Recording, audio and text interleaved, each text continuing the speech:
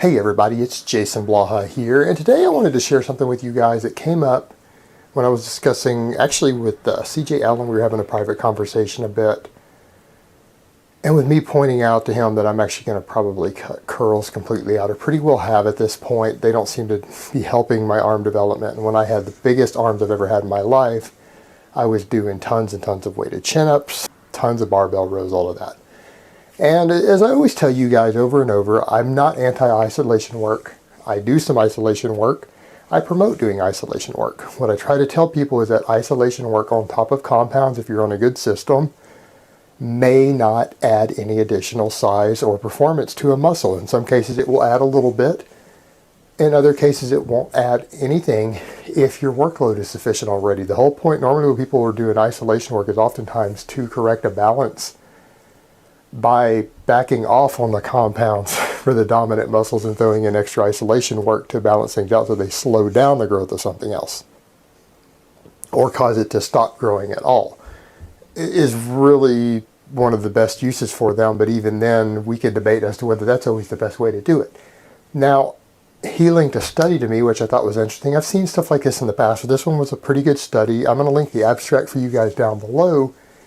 And what is interesting about it is that it is a comparison of a group to where they've taken people who did only compounds and then they had the exact same routine and added isolation work behind it. And rather than using a mirror or a tape measure if you feel a muscle is growing or not, they actually used equipment to measure it internally. They did ultrasound. So they actually took a full measurement all the way through the muscle, through the arm, bone to bone, skin to skin, all the way through. They measured everything inside of it. And what they found was interesting. Now, they concluded there was no significant difference, but there is a small difference there. But because it's statistically insignificant and it could be margin of error, they don't necessarily count it. But what's interesting is that they took novice lifters who can generally make the most gains. It's not always indicative of what's going to happen with more advanced lifters, obviously, but in novice lifters, people who can make the fastest gains, therefore we can get the biggest measurement. They had them do bench press and lat pull downs. These are not what we would think of as completely arm dominant compound movements. Most people are not going to do a bench press to get big triceps as their only tricep movement. They're probably going to do some closed grip bench presses or weighted dips or something. Same thing for the biceps. Most people wouldn't do a lat pull down as their main compound movement. To build their biceps up, they would throw in maybe some weighted chin-ups or something like that, something that's going to be considered a better bicep developer. But in these novices, these gave sufficient stimulation. And if you notice the difference in the 10-week study, the group that did only lat pull downs and bench press noticed a 6.5% increase in the muscle thickness of their biceps. 6.5%. That's a pretty good amount. If you had a 14-inch arm, a 6.5% increase is going to give you over a half inch of muscle. All right, that's going to take a 14-inch arm up to easily a 14.5, maybe a 14.75-inch arm. It's not bad. The other group got 7%.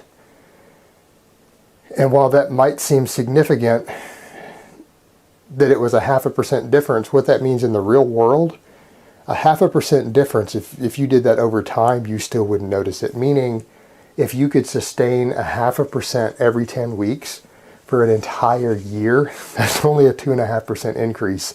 That is like 1/8 of an inch onto your arms for an entire year's worth of work as a novice. So the reality is that's not even accurate because you couldn't sustain the 6.5 for an entire year. If you could sustain the 6.5 every 10 weeks for an entire year, novices with 14-inch arms would be sitting on 18-inch arms, drug-free arms at the end of 1 year of training as a regular course. So the reality is these are just the initial noob gains. And it does show, though, maybe not always for advanced lifters, but it is showing that for the novice lifter, you can easily slap on a 1/2 inch, 3/4 of an inch onto your arms purely by doing lat pull downs and bench press, but adding in curls and tricep extensions on top of it, for these people at least, wouldn't add enough of a difference to where you could see it visibly or probably not even measure it with a tape measure. That's how small the difference is of the increase that it produced versus adding over a half inch with the other exercises. And on top of that, had they done more volume with the compounds, because clearly if you can stimulate another 0.5% of growth by adding another exercise, that means that you didn't quite get ideal stimulation. That meant your total volume for that muscle was still too low. Had they added one more set of bench press and lat pull downs, maybe they would have got to that 7% off of that group also. So that's the thing that you need to keep in mind, is that the data is out there showing this, that yes, isolation movements do help some. They do help more advanced lifters, but the thing that you've got to keep in mind is that they are a very, very small addition to what you're doing outside of your big compound movements. Your big compound movements stimulate, if you're on a good program with enough volume on them, are going to stimulate the overwhelming majority of your muscle growth. 90 to 100% of your muscle growth is going to come from them. And when you're throwing in an isolation movement, what you're doing, it is basically icing on the cake, or it is there to address some type of weak point, either from a safety perspective, a visible perspective, whatever, but it needs to be seen as more of a finishing movement. It's icing on the cake. And particularly if your big compound movements are sufficient in volume and workload and progression, you may not actually get any additional benefit out of the isolation movement in some cases.